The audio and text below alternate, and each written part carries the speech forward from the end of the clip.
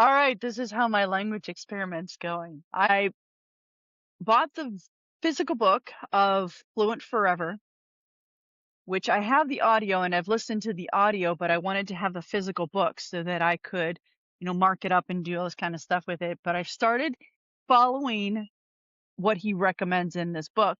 As I go through it, I'll share more. 'Cause what I'm doing is I'm following that book, but then I'm also following another method and I'm combining them and going to see how it works. So far, I'm really pretty impressed with myself. So one of the things that the one method recommends is just listening.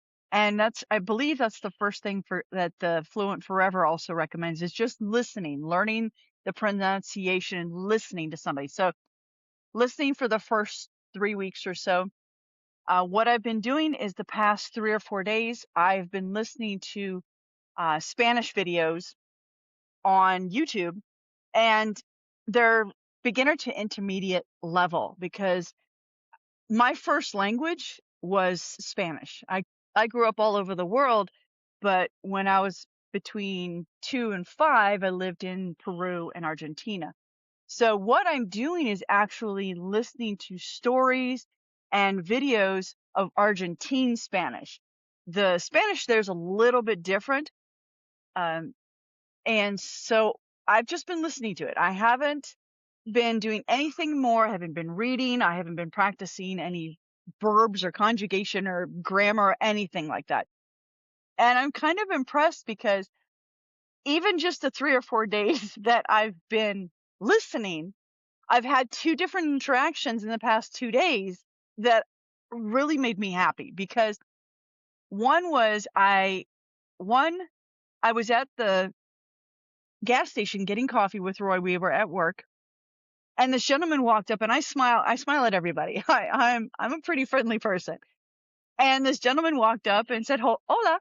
And I replied, Hola. And so we had a quick little conversation in Spanish and I held my own. And then the second interaction was this morning. We had some missionaries come to the house, like Jehovah Witness, but they weren't Jehovah Witness. They came to the house. And I opened the door and the young lady standing there with an older woman. And again, she said, Hola. I don't know what makes people think that I speak Spanish because I don't think I look like I would speak Spanish. And I responded, Hola. That's, a pretty basic. I think even people who don't speak Spanish know that when someone says Hola, they're saying hello. She responded in Spanish and I had a conversation. It wasn't a great conversation because I really didn't speak that much. She was telling me all about what she was there for, and I understood most of it. There was a couple words, probably several words that I really didn't. I kind of had to guess at. Um, but I held my own again for at least a couple minute conversation, and I was really impressed because I don't feel like I'm very fluent in Spanish. Once I start interacting with people or interacting with someone who speaks Spanish, I can kind of get the gist of what they're talking about.